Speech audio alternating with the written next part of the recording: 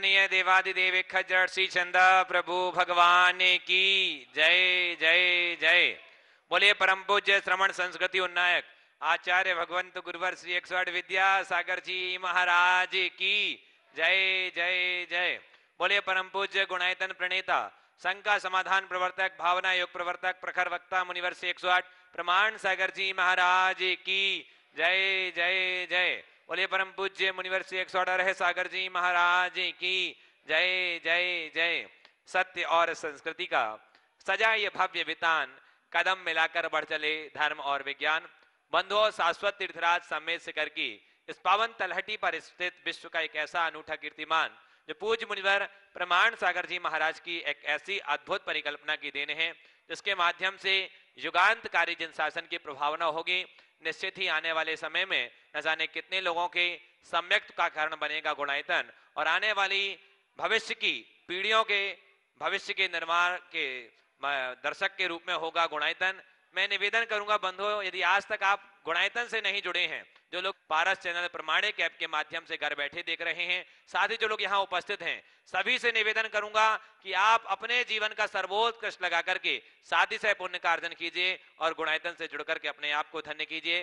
साथ ही बंधुओं, जैसा कि आपको विदित है, प्रतिदिन पूज्य गुरुदेव के मुखारविंद से गुणायतन परिसर में शांतधारा संपन्न होती है। यदि आप चाहते हैं कि आपके वैवाहिक वर्षगांठ, जन्म दिवस या किसी भी विशेष अवसर पर यहाँ शांतधारा संपन्न हो तो आप अपने परिवार का नाम नीचे लिख रहे चल रहे नंबरों पर प्रेषित कर सकते हैं और नित्य और मासिक शांतधारा के पुण्यार्जक बनकर के भी सातिशय पुण्य का अर्जन कर सकते हैं। साथ ही बंधु, जैसा कि विदित है, प्रतिदिन यहाँ गुणायतन परिसर में पूज्य गुरुदेव के माध्यम से जो गणधर वलय विधान की महिमा बताई गई, एक ऐसी अचिंत्य महिमा जो प्रतिदिन उन रिद्धि मंत्रों के माध्यम से गणधर विलय संपन्न होता है विधान। यदि आप चाहते हैं तो आप भी एक दिन का विधान करा करके सातिशय पुण्य का अर्जन कर सकते हैं मात्र 31,000 रुपए की राशि में।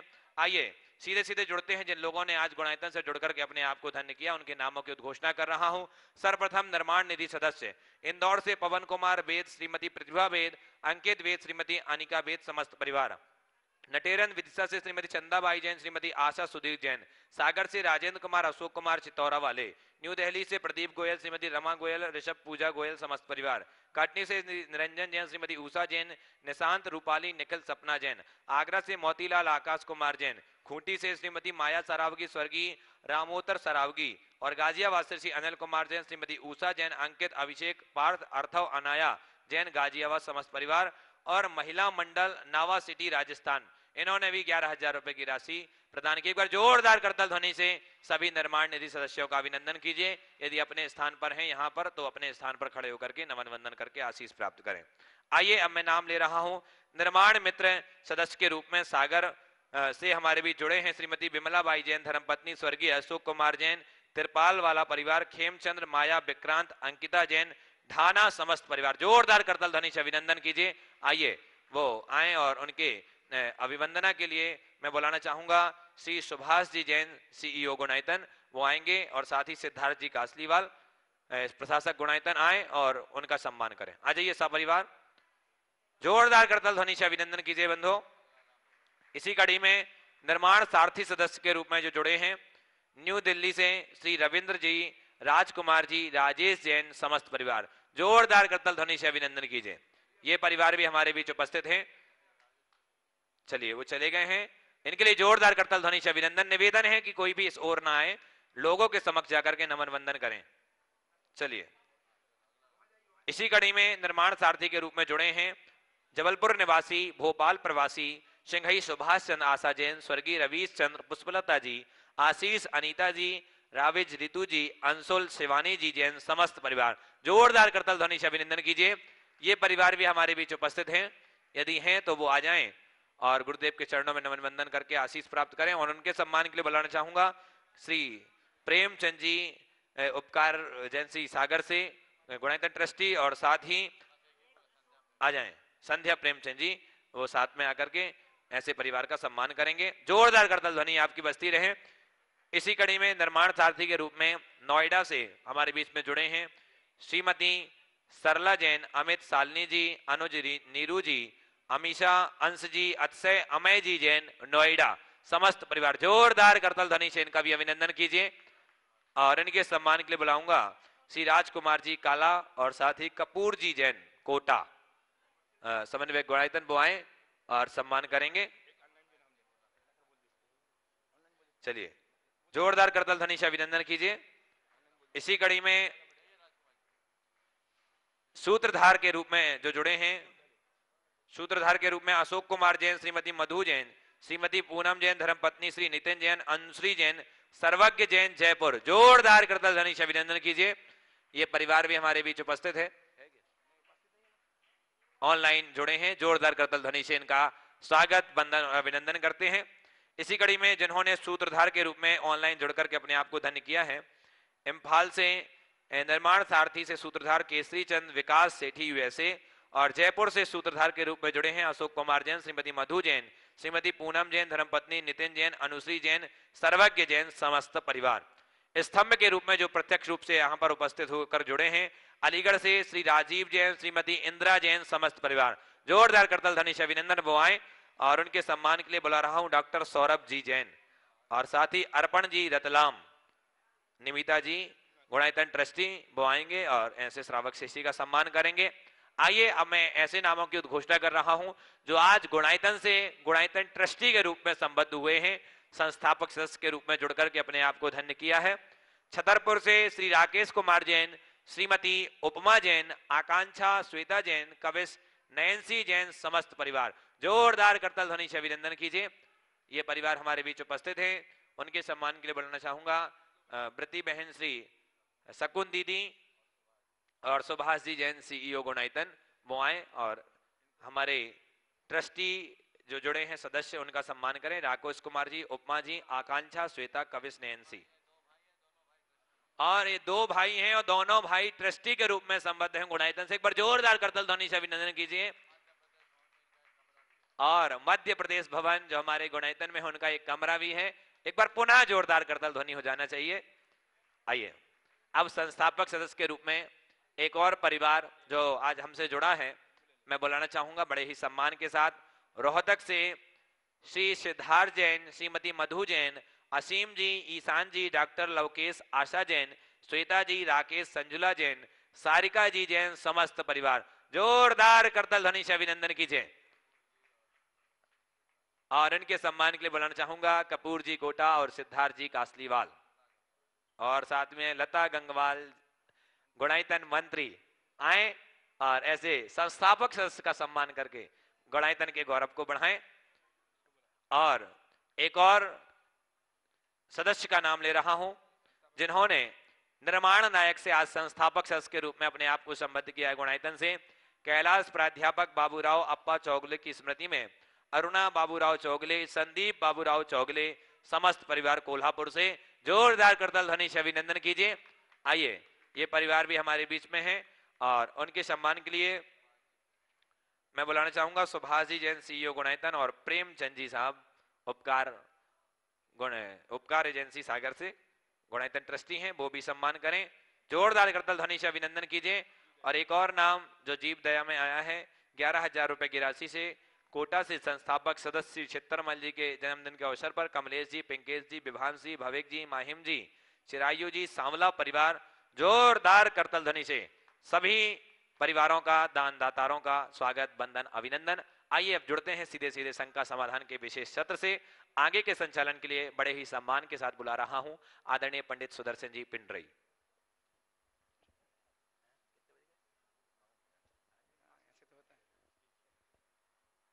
बड़ी संत श्रमणीय आचार्य भगवान विद्यासागर जी महाराज की जय जय जय। परम पूज्य अपने आराध्य गुरुदेव से आपको जोड़ूं, उसको पूर्व सुदूर अवस्थित जो पारस जिनवाणी एवं प्रमाणी के माध्यम से अपनी शंकाओं के समाधान देख सुन रहे हैं वे तथा प्रदर्शित विराजमान आप सबका मैं वंदन करता हुआ आप सबको छोड़ने जा रहा हूं उन श्री चरणों से जो जगत विख्यात हैं गुणायतन प्रेता के नाम से, जो जाने जाते हैं भावना प्रवर्तक, संकल्प समाधान प्रवर्तक के नाम से, और जो जगत विख्यात हैं संप्रेरक श्रमण के रूप में। इन्हें हम वंदन करते अपने जीवन को धन्य करेंगे। उसके पूर्व जबकि हम संकल्प समाधान अपने प्रश्न प्रस्तुत करें, अतः मैं चाहता हूं कि ऐसे वंदनीय विदांबर श्रमण परम पूज्य प्रमासागर जी महाराज के श्री चरणों में हम नमोस्तु अर्पित करें। नमोस्तु महाराज श्री नमोस्तु महर्षि, नमोस्तु महर्षि। प्रथम प्रश्न के लिए आमंत्रित कर रहा हूं गुणायतन के ट्रस्टी रतलाम से श्रीमान अर्पण जी निविता जी जैन, जो ट्रस्टी गुणायतन है, वे उपस्थित हों और तैयार रहें। जिसने नीट पास किया है, जो पूर्णायु मेडिसिन लेना चाह रही है, प्रतिभाशाली की छात्रा, पूर्व छात्रा मानसी जैन अपने भाई आगम तथा पिताश्री धीरज जी अंजलि जी के साथ कटनी से। अर्पण निविता जी सीखता से आ जाए। अर्पण जी निविता जी अपने प्रश्न प्रस्तुत करने की सीखता के साथ और तैयार हैं। धीरज जी अंजलि जी मानसी आगम के साथ मंच के निकट आ जाएं। सिद्धार्थ जी मधु जी रोहतक से बहन संजुला के साथ, साथ में इनके लवकेश जी आशा जी पानीपत से, जो इनके सगे हैं, के चरणों में सारिका जी के साथ तैयार रहेंगे। आगे पंक्ति में जाएं। गुरुदेव के चरणों में बारंबार नमोस्तु नमोस्तु नमोस्तु। गुरुदेव, पुण्य के उदय से हमारा बार बार शिखर जी आना होता है। कई बार शिखर जी आए, लेकिन कभी भी यहाँ पर अस्तित्व, यहाँ का जो है हमारा शाश्वत तीर्थ है, लेकिन यहाँ पे हमें कुछ भी ऐसे अवशेष नहीं मिले जिससे हमें यहाँ के इतिहास का पता चले। काल बदलते हैं, कुछ ऐसा मिलता है जहाँ हमें पता चलता है कि यहाँ का इतिहास है। लेकिन अभी गुणायतन निर्माणाधीन मंदिर हम देखने गए थे, तो गुरुदेव ऐसा लगा कि अब आने वाली पीढ़ी ऐसा कभी नहीं सोचेगी कि यहाँ पर क्या इतिहास था। निश्चित जब काल परिवर्तन होगा तो यहाँ के जब खुदाई होगी कभी भी, तो यहाँ के जो मंदिर के जो चीजें बाहर आएंगी, पत्थर कण कण में ऐसा इतिहास दिखेगा गुरुदेव यहाँ के। तो गुरुदेव अभी ऐसा किए हो कि कुछ दिखाई नहीं देता पुराना। देखिए, क्षेत्र तो हमारा शाश्वत क्षेत्र है, इसमें कोई संशय नहीं, लेकिन ये हमारा दुर्भाग्य है कि इस तीर्थ क्षेत्र में अतीत में ऐसा कोई स्थायी निर्माण नहीं हुआ। वर्तमान में शमेश शिखर जी का जो भी इतिहास है वो लगभग 250 वर्षों का इतिहास है, चाहे वो ऊपर का हो या नीचे का और बाद का। इससे पुराना इतिहास नहीं है। ये भी एक शोध का विषय है। इसके पीछे मुझे एक ही बात दिखती है कि प्राचीन काल में इस पर्वतराज को, इसके कण कण को पूज्य माना जाता हो, इस पर पैर रखना भी लोग पाप समझते हों, तो बाहर से ही इसकी वंदना करते होंगे, इसलिए यहाँ कोई विशेष निर्माण नहीं कराया गया। बाजू में पालगंज है। पालगंज में हमारे पास 10वीं 11वीं शताब्दी के पार्श्वनाथ भगवान की अतिशयकारी प्रतिमा दिखती है, तो ये सम्मेद शिखर के इतिहास को प्रकट करता है। जो भी हो, अतीत के गर्भ में क्या छिपा हमें नहीं मालूम, लेकिन अब जो वर्तमान है वो हमारे भविष्य को उज्जवल बनाएगा, इसमें कोई संशय नहीं है। ये बहुत स्वर्णिम युग में हम लोग जी रहे हैं। एक जमाना था जब मंदिर तोड़े जाते थे। हम भाग्यशाली हैं कि हम मंदिर बनाने वाले युग में जन्मे। इस युग में मंदिर का निर्माण हो रहा है, और इस शाश्वत तीर्थ में ये जो निर्माण हो रहा है वो अपने आप में एक बहुत बड़ी उपलब्धि है, और निश्चित इसी दृष्टि से इसे बनाया गया है और बनाया जा रहा है कि आने वाले दिनों में यहाँ का इतिहास सुरक्षित रहे और ये हमारी संस्कृति का अमर दस्तावेज बन सके। उपस्थित हो मानसी जैन अपने भाई आगम एवं मम्मी पापा धीरज अंजलि के साथ, जो पूर्णायु में गुरुदेव की परिकल्पना पूर्णायु में एडमिशन लेने को उत्सुक है। कटनी से तैयार रहें। श्रीमान सिद्धार्थ जी मधु जी रोहतक से। प्रतिभास्थली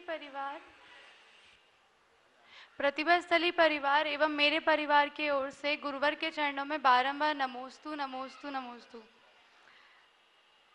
महाराज श्री, मैं प्रतिभास्थली की छात्रा हूँ और मैंने अभी आचार्य श्री के आशीर्वाद से नीट की परीक्षा दी थी, और मैं चाहती हूँ कि मैं आगे चल के पूर्णायु कॉलेज जो खुलना है उसमें मैं आयुर्वेदिक डॉक्टर बनूँ, यानी कि वैद्य बनूँ। तो आपका आशीर्वाद चाहती हूँ। महाराज जी, मेरा प्रश्न है कि सद्भाव और अभाव में मधुरता कैसे कायम रहे? सद्भाव और अभाव में मधुरता कैसे कायम रहे? क्योंकि महाराज जी, जब घर परिवार में जब ये परिस्थितियां दोनों पड़ जाती हैं तो फिर कैसे अपने मधुरता को कायम रखें? देखिए, सद्भाव और अभाव में सामंजस्य बनाना है तो उसका एक ही उपाय है, समभाव। क्या? समभाव। और समभाव को जगाना है और अपने अभाव से अप्रभावित रहना है। तो दूसरों के सद्भाव को देखना बंद कर दो, उसे देखो जो तुम्हारे पास है, उस तरफ कतई मत झांको जो तुम दूसरों के पास है।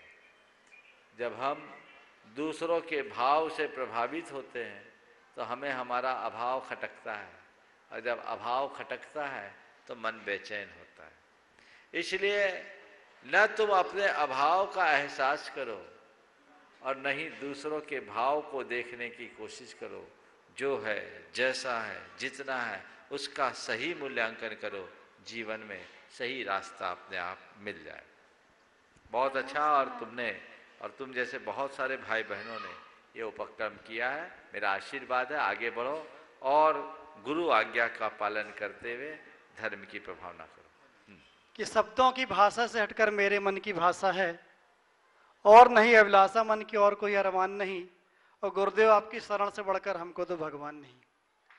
कि माना तुम वैरागी हो। सवाल करो, पंक्ति नहीं। भगवान, हमारा एक छोटा सा प्रश्न है कि हम सभी एक परिवार में रहते हैं, उस परिवार को हम कैसे सुंदर बनाएं और उसे कैसे हम सुंदर बना सकते हैं? संयुक्त परिवार को सुंदर बनाने का बड़ा सरल सा उपाय बताऊं जी। 2 चीजें अपना लो। एक दूसरों को कमियों को अनदेखा करना शुरू कर दो, और जरूरत पड़ने पर एक दूसरे का साथ निभाने का संकल्प कर लो। परिवार अपने आप दौड़ेगा। नमस्ते। आइए गुणात्मक के ट्रस्टी श्रीमान सिद्धार्थ जी, मधु जी जैन, बहन संजुला एवं सारिका के साथ, तथा अपने लवकेश जी, आशा जी पानीपत से श्वेता जी के साथ सीता से प्रश्न प्रस्तुत करें। और तैयार हैं डॉक्टर सौरभ जी जैन, शहपुरा भिटोनी। नमोस्तु महाराज जी, नमोस्तु महाराज जी, नमोस्तु महाराज जी। मैं आशा जैन पानीपत से जी। भगवान के आगे चबर क्यों ढुलाते हैं? देखिए, भगवान के आगे चमर ढुलाना, चमर एक प्रातिहार है जो भगवान की महिमा का द्योतक है। चमर महिमा बोधक चिन्हों में एक चिन्ह है। ये राजा महाराजाओं पर भी होते हैं, राजाओं पर 2, महाराजाओं पर 4, अर्चकवर्तियों पर 8, और चक्रवर्तियों के ऊपर दोनों तरफ से 16-16, 32, और तीर्थंकरों के ऊपर 64। और कैसे करना चाहिए जी? चमर जो होते हैं बस ऊपर से नीचे, ऊपर से नीचे से ऊपर। ये नमोस्तु महाराज जी। सीता कीजिए। हाँ, नीचे जो नमन करता है वो नीचे से ऊपर जाता है, नीचे ऊपर, नीचे ऊपर। ठीक है। हाँ हाँ, नीचे जो नत होता है वो उन्नत होता है। चलिए बोलिए। मेरे और मेरे परिवार की तरफ से 3 बार नमोस्तु नमोस्तु नमोस्तु। मैं सारिका जैन, दिल्ली से। गुरुवर, ये प्रश्न मेरी तरह बहुत सी गृहस्थियों की, जैसे लेडीज़ का है। जैसे कि भी मैं एक नॉर्मल घर की गृहस्थी हूँ और मंदिर जाती हूँ, पूजा पाठ करती हूँ और अपनी श्रद्धा के अनुसार से थोड़ा जितना दान करती हूँ। पर मुझे मेरे परिवार की तरफ से और सहयोगियों की तरफ से ये कहा जाता है, ये पूजा पाठ धर्म मंदिर में कुछ नहीं रखा है, अपने घर को देखो, अपने बच्चे को देखो, जो नीडी है उनकी हेल्प करो, और ये इसमें कुछ नहीं रखा। मन में कई बार शंका आता है कि जो मैं कर रही हूँ वो सही है, जो मुझे कहा जा रहा है वो सही है। तो इसका मुझे शंका समाधान चाहिए कि मैं देखो करना क्या चाहिए, क्योंकि कहते हैं धर्म का तो पुण्य अगले जन्म में मिलता है, और जो मैं कर रही हूँ अपनी सेवा बड़ों की, वो तुम्हें इस जन्म में सब देखेंगे, करेंगे। अगला जन्म किसने देखा है? धर्म करने से कुछ नहीं होता है। बहुत ही गंभीर बात आपने आज उपस्थित की है, और मैं समझता हूँ इस तरह की लोगों के सामने आती है। सबसे पहले तो मैं कहूँगा कि जो लोग ये कहते हैं कि पूजा पाठ धर्म में कुछ नहीं रखा है, तो उनसे पूछो मौज मस्ती में क्या रखा है, पार्टी और क्लबों में क्या रखा है, घूमने फिरने में क्या रखा है। उनसे ये पूछो, उनसे ये कहो कि घर गृहस्थी का काम करना भी मेरा धर्म है और पीड़ितों को सहयोग देना भी मेरा धर्म है, पर भगवान की भक्ति करना मेरा परम धर्म है, मुझे इसे नहीं छोड़ना। क्योंकि आप कहते हो कि इसमें क्या रखा है, इसमें क्या रखा है मुझसे पूछो, मैं कहती आप हूँ बोलो, मुझसे पूछो, मुझे इसमें परम संतुष्टि मिलती है, मुझे परम आनंद आता है। एक आदमी गाना गाता है, उसे गाने का आनंद है, मैं भगवान की भक्ति करती हूँ, मुझे भक्ति का आनंद है। तुम्हें क्या पता, गूंगा क्या कहेगा, जानेगा गुड़ का स्वाद वो क्या बोलेगा। मुझे आनंद है, मैं इसमें लीन हूं। मैं आपसे तो नहीं कहती कि आप करो या ना करो। जो लोग ऐसी बात करे उनसे अत्यंत विनम्रता और दृढ़ता के साथ कह दें कि कृपया कर आप मुझे इस मामले में कोई मार्गदर्शन न दें, मैं अपने आप में सक्षम हूं, मुझे पता है क्या करना है और क्या नहीं करना है। जो करना है वो मैं कर रही हूं और जो नहीं करना मुझे नहीं करना। इसका मतलब मेरा मार्ग सही है धर्म। 100% सही है। आप किसी के कहने से कर रही हो कि अपनी इच्छा से कर रही हो? मैं अपने अपने मुझे खुशी मिलती है, बस। संतुष्टि मिलती तो है। जिस कार्य में मन में खुशी हो, जिस कार्य से अंतरंग में सकारात्मकता आती है, उससे बड़ी उपलब्धि क्या है। और एक बात बोलता हूं, जो लोग ये कहते हैं कि पूजा पाठ में क्या रखा है, उनसे कहो कि उन लोगों के जीवन के निकट झांक कर देखो जो पूजा पाठ और धार्मिक क्रियाओं से जुड़ने के बाद अपने जीवन में सकारात्मक बदलाव लाए। आता भी है, आता है ना, आता तो वही है। उदाहरण देना। मेरे इस संपर्क में हजारों लोग हैं जो कहते हैं जो कहते हैं कि महाराज जी शंका समाधान से जुड़े, प्रवचन से जुड़े या पूजन से, पाठ से जुड़े, हमारे जीवन में बहुत बड़ी सकारात्मकता आई। उन लोगों को बताना चाहिए कि पूजा पाठ में क्या रखा है। देखिए, पूजा पाठ का एक उदाहरण देता हूँ। एक युवक मुझसे जुड़ा और जुड़ने के बाद वो पूजा पाठ करना शुरू कर दिया। उसने एक अपना एक्सपीरियंस मेरे सामने शेयर किया। उसकी दुकान में, शूटिंग शर्टिंग की दुकान थी, एक महिला शर्ट का कपड़ा लेकर गई थी और शर्ट का कपड़ा लेकर गई, शर्ट वापस करने आई। आप बताइए, कोई शर्ट का कपड़ा लेकर जाए और शर्ट वापस ले तो क्या करोगे? भगा दोगे ना। उसने कहा नहीं महाराज जी, मैंने सकारात्मकता रखा और उस महिला को देखा कि ये महिला हर महीने 25-30 हजार रुपए का कपड़ा मुझसे लेती और 300 रुपए के शर्ट पीस के पीछे से नाराज करना ठीक नहीं। हर महीने 25-30 हजार रुपए का कपड़ा लेने वाले ग्राहक को 300 रुपए के शर्ट पीस के पीछे नाराज करना ठीक नहीं है। महाराज जी, मैंने उसको शर्ट ले लिया, उसे दूसरा कपड़ा दे दिया, वो अपने पसंद का दूसरा कपड़ा ले गई, वो खुश हो गई और मैंने अपना शर्ट अपने एक स्टाफ को दे दिया, वो भी खुश हो गया। मेरे दो भाई ने कहा, पूरी बात सुनो, मेरे भाई ने मुझसे कहा ये गांधीगिरी करोगे तो दुकान में तो डब्बा गोल हो जाएगा। बोले भैया आप नहीं समझते, ये 30-25-30 हजार रुपया महीने का हमसे सामान लेने वाले को 300-400 रुपये के लिए नाराज करना कतई उचित नहीं लगा।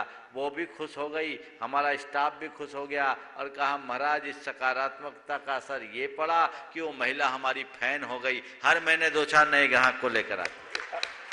पर जो बात उसने कही कि महाराज जी ये सकारात्मक परिवर्तन मुझ में केवल पूजन और अभिषेक से आया। जब से मैं नहीं जुड़ा था तो मैं इन सब चीजों को पचा नहीं सकता था। आपकी हर पल मुझे एक बात आती है कि बस सकारात्मक रहना है, सकारात्मक रहना है, सकारात्मक रहना है। मैं उसको देखता हूं तो ये मेरे जीवन का मजा है। तुम्हें क्या पता, आज तुम जिन चीजों में लगे हो उसके बाद भी तमाम प्रकार का स्ट्रेस तुम्हारे मन में है। मैं स्ट्रेस फ्री हूं, मैं आनंद में हूं, मैं मजे में हूं।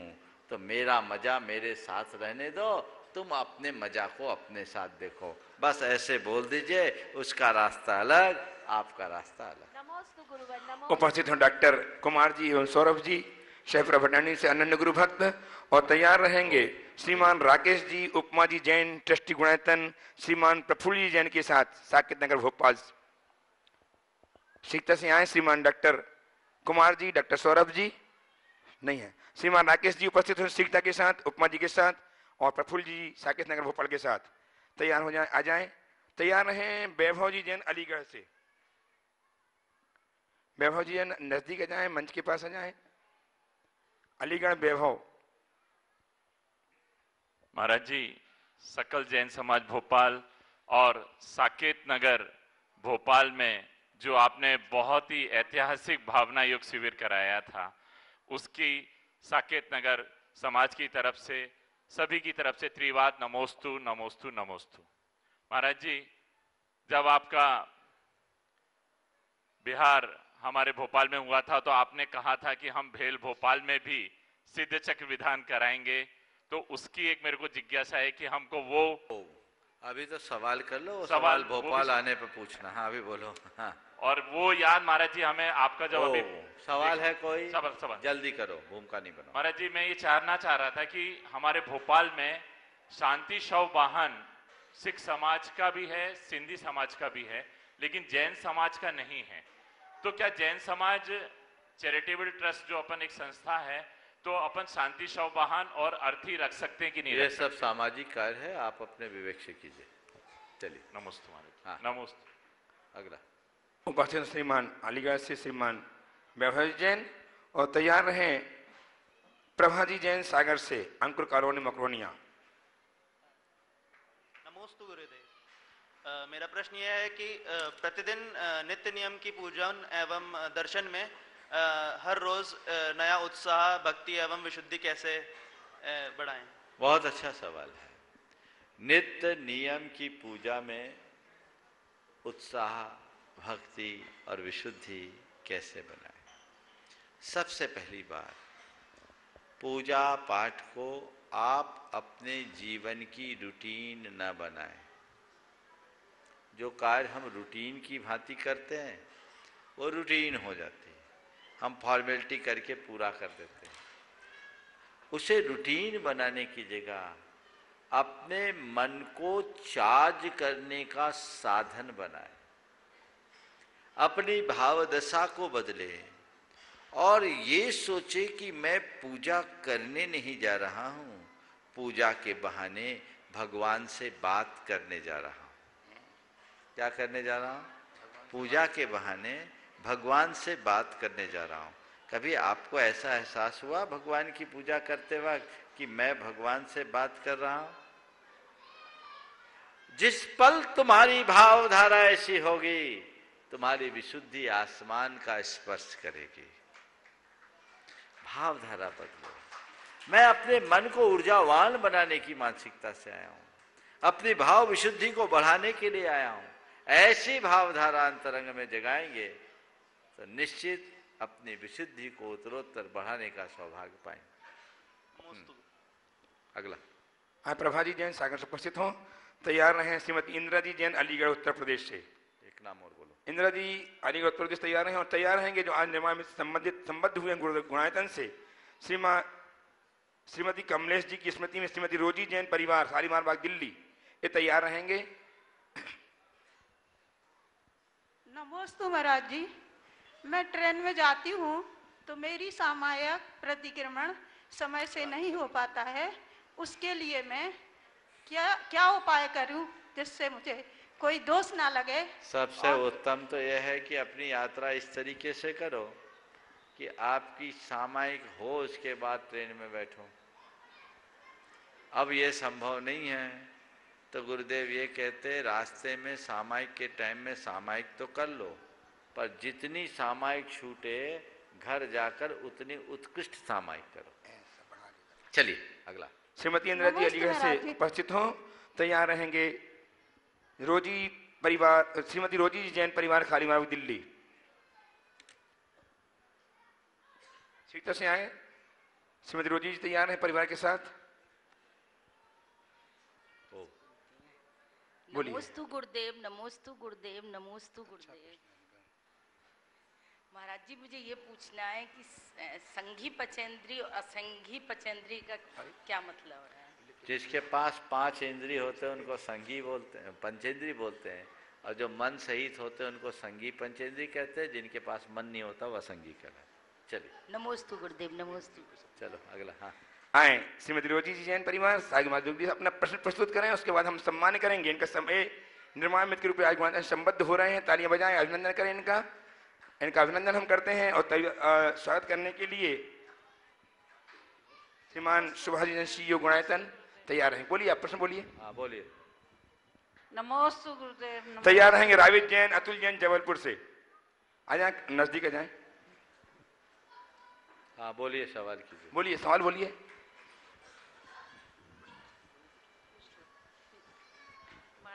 बोलिए बोलिए। मेरी शंका ये है कि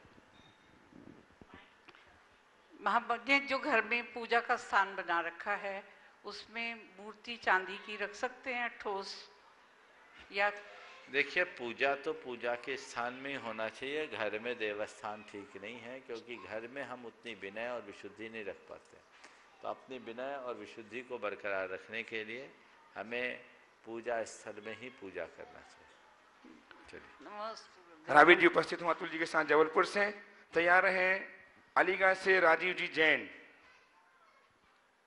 नमस्ते महाराज जी। नमस्ते महाराज जी। पहले तो हमें नितांत आवश्यकता है आपकी आशीर्वाद की।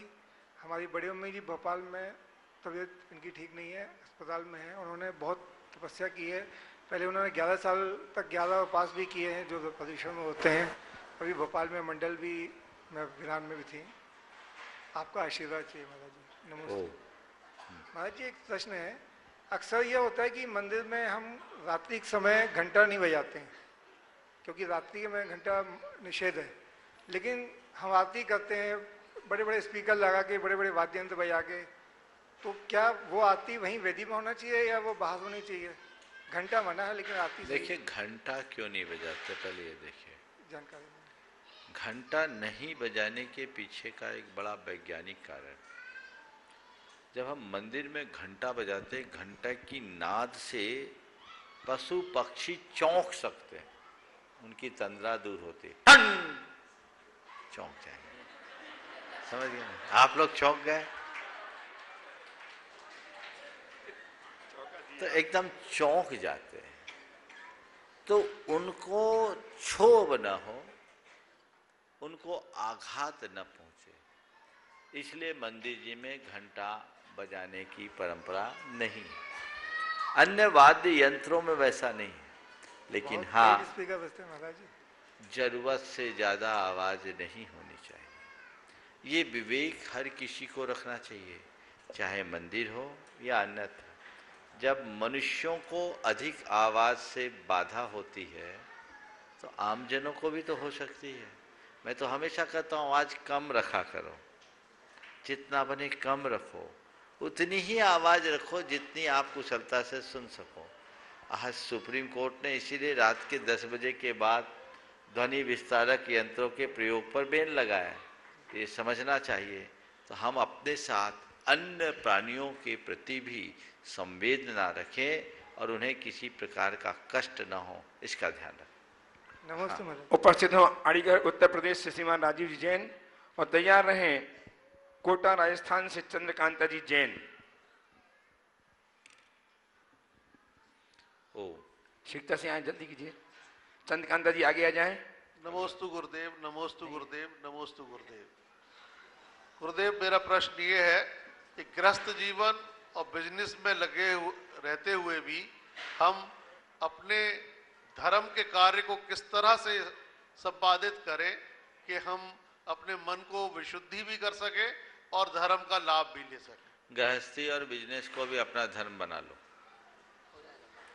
आप ये सोच रहे हैं कि हम गृहस्थ धर्म में, गृहस्थी में और बिजनेस में लगे तो धर्म कैसे करें? यानी जब तुम गृहस्थी से मुक्त हो जाओगे, व्यापार में ताला लगाओगे, तब धर्म करोगे क्या? धर्म तो तुम जहां हो, जैसे हो, जिस स्थिति में, वहीं से प्रारंभ करने की बात है। अभी करोगे तो आगे कर पाओगे। तो मैंने जो पहला वाक्य कहा, गृहस्थी को और व्यापार को भी अपना धर्म पर्याय बना लो। क्या करो? गृहस्थी में रहते हुए अधर्म नहीं करना, व्यापार में भी हमें अनैतिकता नहीं अपनाना, और उसे एक अपना धर्म मानकर, कर्तव्य मान करके करना है। जितनी शक्ति बने उसके अनुरूप आप अपना आचरण करें, व्यवहार करें, तो आपका जीवन अत्यंत निर्मल बनेगा, विशुद्ध बनेगा, फिर कहीं कोई कठिनाई नहीं होगी। गृहस्थी के कार्यों को कर्तव्य बुद्धि से करें और व्यापार में भी इस तरीके से करें कि व्यापार आपके ऊपर हावी ना हो। ये ध्यान रखना है, व्यापार हमारी जीविका का साधन है, वो हमारा जीवन नहीं है। जीवन के लिए व्यापार है, व्यापार के लिए जीवन नहीं है। इस भेद रेखा को सामने रखकर चलने वाला व्यक्ति सब कुछ व्यवस्थित तरीके से करते हुए अपनी जीवन यात्रा को आगे बढ़ाने में समर्थ होता है। उपस्थित हों चंद्रकांता जी जैन कोटा राजस्थान से, तैयार हैं सरला जी जैन नोएडा से। नमोस्तु महाराज जी, दोनों मुनिराज के चरणों में बारंबार नमोस्तु। महाराज जी, प्राग भाव, प्रशंसा भाव, अनन्य भाव और अनंत भाव, ये क्या होता है महाराज जी? ये समझ में नहीं आता। ये सवाल तो अलग से कक्षा में पूछोगे तो ज्यादा अच्छा होगा, अभी तो सबके ऊपर चल जाएगा, है ना। इन्हें पुस्तकों में पढ़ लेना। अगला आइए महाराज जी, ये जो आहार देते हैं उसमें महाराज जी दोष तो नहीं लगता है? आहार देते तो चौका वाला मना करे फिर दो तो दोष लगेगा, इसलिए चौका वाले से पूछ के दो, जबरदस्ती मत घुसो। समझ गए? आप दूसरों के आहार दे रहे, देखिए एक बात हंसने की नहीं है, घुसपैठ करके आप आहार दे रहे तो पाओगे क्या?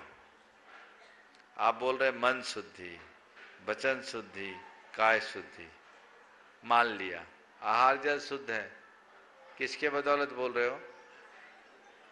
बोलो, तुम्हारा है? नहीं है।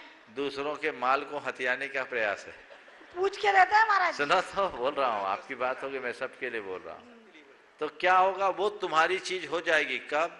जब चौके वाले की सम्मति हो तब। हालांकि सबकी सम्मति रहती है, वो अंडरस्टूड रहता है, तो उनकी सम्मति पूर्वक दो, विधि और व्यवस्था से दो, और न दे पाओ तो अनुमोदना करो, अनुमोदना में भी उतना ही लाभ है। अब रहा अपना द्रव्य नहीं दे पाए तो अपना द्रव्य हम कैसे दें? द्रव्य को देने के लिए हम क्या करें? तो द्रव्य नहीं दे पा रहे हैं, चौके वाले भी किसी से लेते नहीं, और वो भी कहते हैं हम सबका ही लेंगे तो अपना क्यों कब लगाएंगे? तो उतना द्रव्य जहाँ त्यागी वृत्तियों की भोजन आदि की व्यवस्था होती है उस निमित्त दे दो, तो कहीं ना कहीं मेरा दान लग जाए, ऐसी व्यवस्था कर सकते। श्रीमती सरला जी अमित जी जैन नोएडा उत्तर प्रदेश से उपस्थित हों। तैयार हैं डॉक्टर विवेक जैन भाग्योदय तीर्थ अस्पताल सागर से अपने बेटे की व्यथा व्यक्त करने, आशीर्वाद लेने और प्रश्न करने के लिए। नमस्ते गुरुदेव, नमस्ते गुरुदेव, नमस्ते। बोलिए बोलिए, माइक में बोलिए। महाराज जी, मोमबत्ती की याद जब ही आती है जब है। महाराज जी, मेरी शंका यह है कि लोग हमें जरूरत पड़ने पर ही क्यों याद करते हैं? नमस्ते। ये तो स्वभाव है। मोमबत्ती की याद तभी आती है जब अंधेरा होता है। लोग हमें जरूरत पड़ने पर ही क्यों याद करते हैं? क्योंकि हम लोगों के जरूरत पे काम आ जाते हैं। ये मत सोचो कि लोग मुझे जरूरत पर ही याद करते हैं, ये सोचो कि कम से कम मैं इतना लायक तो हूं कि लोगों के जरूरत पर काम आता हूं। सोच को सकारात्मक बना लो, जीवन की दिशा बदल जाएगी। डॉक्टर विवेक जी जैन भाग्योदय तीर्थ सागर से उपस्थित अपने बेटे के साथ, और तैयार हैं उमंग जैन दमोह मध्य प्रदेश से। उमंग जैन उपस्थित हो जाएं। डॉक्टर जी नहीं है। उमंग जैन। सुचिता जैन दमोह से तैयार हैं। नाम बोलो जल्दी जल्दी। सुचिता जैन दमोह से, उमंग जैन दमोह से, दोनों नहीं आए। श्रीमान प्रद्युम्न जैन ग्वालियर से, प्रद्युम्न जी जैन उपस्थित हो जाएं। प्रद्युम्न जैन, ओ जल्दी आइए, सीता से आइए। सुचिता उमंग दमोह और प्रद्युम्न जी ग्वालियर, डॉक्टर विवेक जी सागर। आइए सीता से आइए जल्दी। उमंग जी हैं आप? एक एक करके, एक। नमोस्तु महाआश्री। महाआश्री, मेरा प्रश्न ये है कि जैन धर्म चतुर्थ काल में पूरे विश्व में फैला हुआ था क्या? अगर फैला हुआ था तो आज उसके कुछ मतलब पूरे विश्व में क्यों नहीं दिखता वो? देखिए, पूरे विश्व में जैन धर्म भले फैला ना हो, लेकिन चतुर्थ काल में भारत के बहुभाग में जैन धर्म था। महाराज, उसके अवशेष क्यों नहीं दिखते? बता रहा हूँ, सुनो। ये एक लंबा कालखंड बीत गया, हमारे देश में कोई पुरावशेष पुराने है ही नहीं। समझ गए? विश्व की जितनी भी सभ्यता है वो बहुत पुरानी नहीं। हड़प्पा मोहनजोदड़ो की जो सिंधु घाटी की सभ्यता है वो आज से 5000 वर्ष पुरानी, उसमें से हमें जैन अवशेष प्राप्त होते हैं। मिस्र और यूनान से जो ग्रीक सभ्यता मिली है, वो सभ्यता भी इसी के आसपास 1000-2000 साल पुरानी है। वहाँ पर इस तरह के कुछ अवशेष पूरी तरह से स्पष्ट नहीं है, पर बाकी दुनिया की सभ्यताएं बहुत थोड़े समय की, और चौथा काल बहुत पुराने कालखंड में है, इसलिए उस काल को आज के काल से जोड़ना ठीक नहीं। आइए सुचिता जी जैन दमोह से और तैयार रहेंगे प्रद्युम्न जी जैन ग्वालियर से। नमोस्तु महाराज श्री, मेरे पूरे परिवार की ओर से त्रैवा नमोस्तु। महाराज श्री, मेरी शंका ये है कि एक श्रावक इस सच को भली भांति जानता है कि वो एक आत्मा है, लेकिन एक ज्ञान उसका तब तक किताबी है जब तक उसने अपने चैतन्य स्वरूप को महसूस ना किया हो, क्योंकि आत्मा होने की बात उसने या तो गुरुओं के मुंह से सुनी है या तो शास्त्रों में पढ़ी है। तो गुरुदेव मार्गदर्शन दें कि श्रावक अपने अस्तित्व यानी कि आत्मा होने की सत्यता को कैसे महसूस कर सकता है। श्रावक अपने आत्मा होने की सत्यता को महसूस करना चाहता है तो उसे कुछ नहीं करना है, नित्य प्रति ये भावना भाना है, मैं शुद्ध आत्मा हूँ, मैं शुद्ध आत्मा हूँ, शुद्धोहम शुद्धोहम। तो महाराज जी जब महसूस होता है तो तब वो कैसे पहले भाव तो सीधे एमए में चले जाओगे, अभी प्राइमरी स्टेज पे तो आओ, स्टेप बाय स्टेप चलो। सोहम सोहम की धुन रात दिन जब हम करेंगे तो हमने अपने आप को जो भिन्न रूप में मान रखा है वो दृष्टि बदलेगी, धारणा बदलेगी, भावना बदलेगी, जीवन बदलेगी।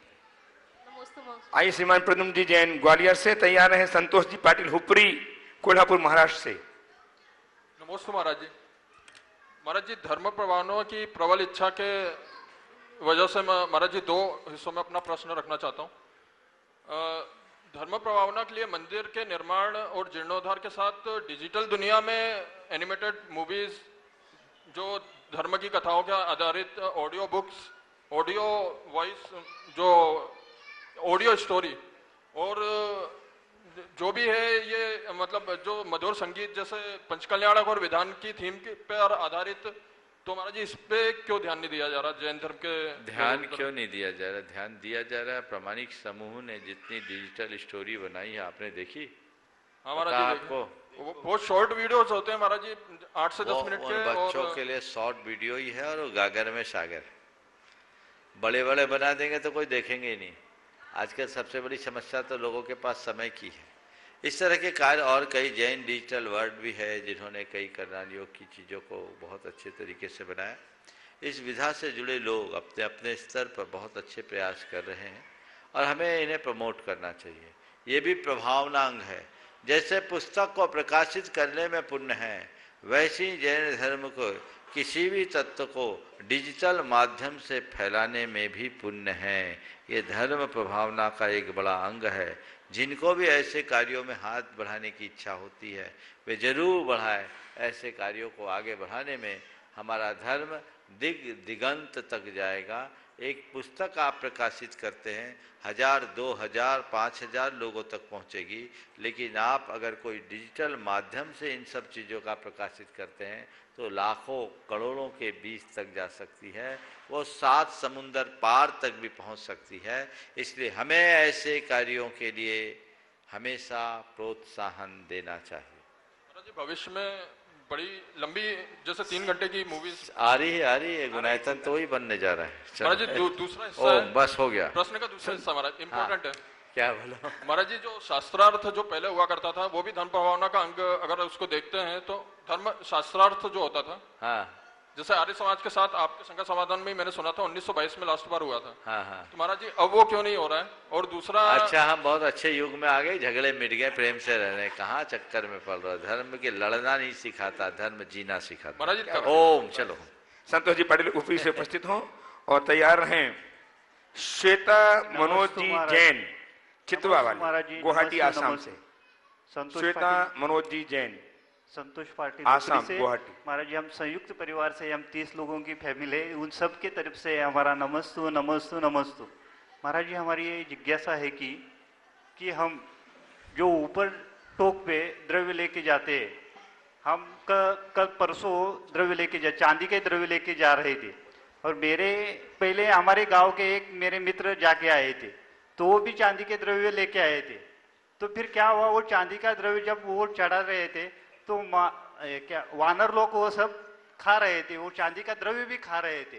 तो हमको इतना दुख लगा कि हमने भी बहुत पैकिंग करके उधर से लाए थे कि बाबा हमारे भाव थे कि हमने देखा नहीं था, पहली बार ही हम वंदना के लिए आए थे। तो वो चढ़ा रहे तो उसने बोला ऐसा ऐसा हो रहा है। तो रात में हमने क्या किया, वो सब द्रव्य हटाया और सिर्फ क्या भाव लाए, इतने दूर से सबकी भाव थे घर वालों की, तो हमने 2-2 चावल और 1-1 फूल इतना ही उसमें रखा और बाकी चावल रखा। फिर भी हमने 1-2-3 टोक पे, जब तक चंद्रपुर टोक पे थे तब तो कुछ प्रॉब्लम नहीं आई, लेकिन बाद में वो द्रव्य चावल के साथ चढ़ाए तो वो चावल भी, चांदी के चावल भी वो माकड़ लोग खा रहे थे। तो हमको इतना दुख हुआ कि अगर इसके पेट में जाएगा तो इसको कितनी तकलीफ हो जाएगी। और हम जो चढ़ा रहे भाव तो अच्छे हैं हमारे, लेकिन और इसके बाद हमने सोचा कि ये क्या करना चाहिए कि यही जो द्रव्य हम इकट्ठा करके किसी भी मंदिर में, किसी भी गुनाजन जैसे काम बढ़ रहे हैं, उसी द्रव्य को उसमें दान पेटी में डालना चाहिए, क्या करना चाहिए महाराज जी इसका? देखिए, आज आपने एक नया पक्ष रखा और ये बहुत गंभीर। देखिए, मंदिर में भगवान के चरणों में उत्कृष्टतम द्रव्य चढ़ाना अच्छी बात है, लेकिन हमारे द्रव्य अर्पण के बाद उसका दुष्प्रभाव किसी पर न पड़े, ये ध्यान देना भी जरूरी है। सबसे पहले तो पर्वत पर चरणों में आप लोग जो द्रव्य चढ़ाते हैं, आप सबसे मेरा ये कहना है कि द्रव्य चढ़ाते समय आप लोग थोड़ा विवेक का परिचय दें। भगवान के चरणों पर द्रव्य बिल्कुल न चढ़ाएं, एक दाना भी न चढ़ाएं। द्रव्य आप बाहर जो मुंडेर है, बाउंड्री है, उस पर चढ़ा दें, क्योंकि आप द्रव्य चढ़ाते हैं और तुरंत बंदर आते हैं। बंदर उन द्रव्यों का तो उपभोग करते ही हैं, मल मूत्र भी कर देते हैं, आप अपवित्र हो जाते हैं, चरण अपवित्र हो जाते हैं। इसका जवाबदार कौन है? हम ये लोग जो गलत कर तो द्रव्य है पशु पक्षियों के लिए, उनका हक है वो खाए, तो अलग से द्रव्य रखे। वहाँ ऐसी व्यवस्था नहीं हो सकती कि जाली लगा दे, सब कुछ कर दे। बंदर है वो तो उनका घर है, उनको खाने दीजिए, लेकिन आप द्रव्य ऐसी जगह चढ़ाइए जहाँ वानर खाए तो आपके चरणों में कोई अपवित्रता ना आए। एक बात है ना, अलग से करें। ये सबको, जितने लोग सुन रहे हैं, ये संदेश खुद भी पाले और अपने तरफ से ज्यादा लोगों तक पहुंचाए। बहुत लोग आकर बोलते हैं महाराज जी मन खराब हो गया, वो चरण बिल्कुल चिटचिटे हो गए, गंदगी से भर गए, मलमूत्र पड़े रहते हैं, और कई प्रकार के पदार्थ चढ़ाते हैं। तो जो भी चढ़ाना अलग चढ़ाओ, चरणों की पवित्रता बनाए रखो। मैं ऐसा केवल इसलिए कह रहा हूं, हमें बंदर से बचना है, बंदर से नहीं, गंदगी से बचना है। तो ये जवाबदारी आप सबकी होती है। अब रहा सवाल इसका, आप सबको संकल्प लेना चाहिए कि पर्वतराज पर जाएंगे, भगवान के चरणों का स्पर्श करेंगे, ढोक देंगे और द्रव्य एक ऐसी जगह चढ़ाएंगे जहां लोग आए जाए तो भी बंदर डिस्टर्ब ना करें। नहीं तो तुम गेट पे ही चढ़ा दो, एक साइड की दीवार में कहीं चढ़ा दो, बंदर भी खाए, उनका जीवनवार चलने दो, कोई दिक्कत नहीं है। लेकिन द्रव्य ऐसा चढ़ाओ कि भगवान के चरणों की पवित्रता बनी रहे। ये आपको भी निभाना है, और जो कोई भी सम्मेद शिखर जी आने वाले हैं उन सब तक ये बात पहुंचानी है। ये आप सब पहुंचाएंगे? सब हाथ उठाइए। जितने लोग घरों में देख रहे हैं उनको भी चाहिए आप। अब रहा सवाल बंदरों का, तो बंदरों की एक प्रवृत्ति होती है, जो होता फटाफट मुंह में डालते हैं, बाद में चबाते हैं। तो आपके उसमें वो अगर अंदर चला रहा है, जा रहा है, चांदी जा रहा है, तो वो तो उनके लिए काल बन गया। इसलिए ऐसी द्रव्य सामग्री वहां न चढ़ाएं। आपको सम्मेद शिखर जी में, तीर्थराज में, पर्वतराज की वंदना के लिए और सुरक्षा के लिए चढ़ाना है, तो जब आइए तीर्थ क्षेत्र कमेटी में गुल्लक में डाल दीजिए। तुम्हें सोना चांदी भी चढ़ाना है तो उनके गुल्लक में डाल दो। ठीक है, सही है महाराज। वो क्षेत्र के विकास के काम में आएगा। ये तो अब बंदर के प्राण चले जाए, ऐसा करने से कोई लाभ नहीं होगा। इसलिए इन बातों पर सभी को बहुत गंभीरता से विचार करने की जरूरत है। आपने बिल्कुल सही कहा, आप ऊपरी से आए हो, बिल्कुल उधर चांदी का काम बहुत होता है, मैंने सुना, शायद इसीलिए लेके आए, घरों घर होता है। हाँ ठीक है, वही काम हम तो कहते हैं चांदी चांदी हो, कोई दिक्कत नहीं है, लेकिन ऐसा काम करें कि बंदरों की भी चांदी हो। नमस्ते महाराज जी। आइए श्वेता जी, मनोज जी जैन चितवा गुवाहाटी आसाम से तैयार, चितावा लिखा, चलिए आइए और तैयार रहे अंकिता जैन चितौरा वाले सागर मध्य प्रदेश से। नमस्ते महाराज श्री। महाराज श्री, हम अपने जीवन में कुछ नियम संयम या व्रत लेते हैं, लेकिन कभी कभी परिवार की सुख शांति के लिए उसमें कभी कभी हम संकलित हो जाते हैं। कसायों को शांत करने के लिए हम अपना नियम तोड़ देते हैं, तो उसमें हमारा कुछ दोष लगता है क्या? पहले तो ऐसा नियम लो कि घर में किसी की कसाय न बढ़े, और यदि किसी की कसाय बढ़ती है तो अपने नियमों में दृढ़ रहते हुए सामने वाले को विनम्रता से समझा दो, क्योंकि इससे नियम में शिथिलता अच्छी बात नहीं है, और परिवार में झगड़ा हो ऐसा नियम लेना भी अच्छी बात नहीं है। बीच का रास्ता रखना चाहिए, जो भी नियम ले दृढ़ता से रखें। नियम में थोड़ा बहुत मोड़ चल सकता है, पर नियम तोड़ना अच्छी बात नहीं है। उपस्थित हो कुमारी अंकिता जैन चितौरा वाले सागर मध्य प्रदेश से। तैयार है प्रदीप जैन देवलगांव राजा महाराष्ट्र से। ओ नहीं, आइए अगला बोलो। देवलगांव राजा महाराष्ट्र से जाएं। ब्रह्मचारी धन सिंह जी जैन पिड़ावा राजस्थान से। धन सिंह जी एकदम मुश्किल हो जाए। उपस्थित हो विकस जी शास्त्री गुणायतन। धर्म सिंह जी को दे दो। धर्म सिंह जी यही है, धन सिंह जी। नमस्ते महाराज जी। नमस्ते महाराज जी। हमारे पास अभी वर्तमान में सम्यक दर्शन का ही लक्ष्य रहता है, और सम्यक दर्शन प्राप्त करने के लिए भक्ष अभक्ष है उपादेय, शुद्ध अशुद्ध, सज्जन दुर्जन, इनका यदि ज्ञान नहीं हो तो फिर हम सम्यक दर्शन कैसे प्राप्त कर सकते हैं? बिल्कुल, इसके नित्य भावना भाई, केवल बातें करने से सम्यक दर्शन नहीं होगा। सम्यक दर्शन तभी होगा जब हम तत्व का अभ्यास करें। हे उपादेय का ज्ञान होना चाहिए, भक्षा भक्ष का विवेक होना चाहिए, कर्तव्य कर्तव्य का भान होना चाहिए, तभी हम सम्यक दर्शन को प्राप्त कर सकें। हाँ आइए, कहाँ से? देवलगांव, देवलगांव राजा से। और तैयार रहेंगे श्री खेमचंद जी माया जी। आचार्य श्री के लघुनंदन द्वयमुनि राज के चरणों में त्रिवार नमोस्तु नमोस्तु नमोस्तु। बोलिए। शिखर का क्या अर्थ है गुरुदेव? हाँ, शिखर का क्या अर्थ है? शिखर और उसका महत्व क्या है शिखर का? शिखर का मतलब क्या है? चोटी को बोलते हैं शिखर, समझ गए? शिखर चोटी या ऊंचाई का द्योतक है, समझ गए? तो हम किसी भी चीज को जब ऊंचाई में पहुंचाते हैं तो शिखर है। और मंदिर के शिखर का आपने महत्व बताया। जो मंदिर के शिखर इस बात का द्योतक है कि जो शिखर पर चलता है उसका जीवन शिखर पहुंच जाता है। नमोस्तु गुरुदेव। आगे बस एक ही। बिकर जी पहुंचे और तैयार है खेमचंद जी ढाना परिवार से अंतिम प्रश्न के लिए। ढाना वाले को कर लेंगे। ढाना वाले महाराज जी, ढाना परिवार की तरफ से त्रिवार नमोस्तु। ढाना त्रिपाल वाला परिवार सागर। महाराज जी, हमारा पूछना ये है, पहली बार तो पूछे रहे महाराज जी डराते डराते। हाँ जल्दी पूछो। महाराज जी, शांति धारा में घंटी क्यों नहीं बजाते हैं? और दूसरी बात, शांति धारा में कई गुरुजनों ने मना किया है कि जैसे आप पूजा करते तो रोक दो, जाप देते तो रोक दो, और मानते कोई है नहीं। पूजा भी करते हैं, जाप भी करते हैं, और शांति धारा दिखती जाती है, इसका क्या? वो एक साथ डबल स्टेशन चलाते हैं। शांति धारा में घंटे इसलिए नहीं बजाते क्योंकि हम शांति के लिए धारा कर रहे हैं। उस घड़ी सब कार्यों को रोककर लोग उसकी अनुमोदना करें, इसलिए शांति धारा की जाती है। चलिए विकर आ जाओ। विकर चलो चलो। गुरुदेव के चरणों में कोटि कोटि नमोस्तु। गुरुदेव, ये प्रश्न मेरा नहीं है। अरुण जी गंगवाल रांची से पूछ रहे हैं कि गुरुदेव, हमारे मानसिक स्वास्थ्य का सीधा संबंध नींद से होता है।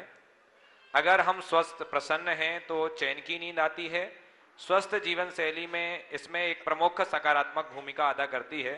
मुनिवर, एक प्रसिद्ध गाना है, बंबई से आया मेरा दोस्त, दोस्त को सलाम करो, रात को खाओ पियो दिन को आराम करो।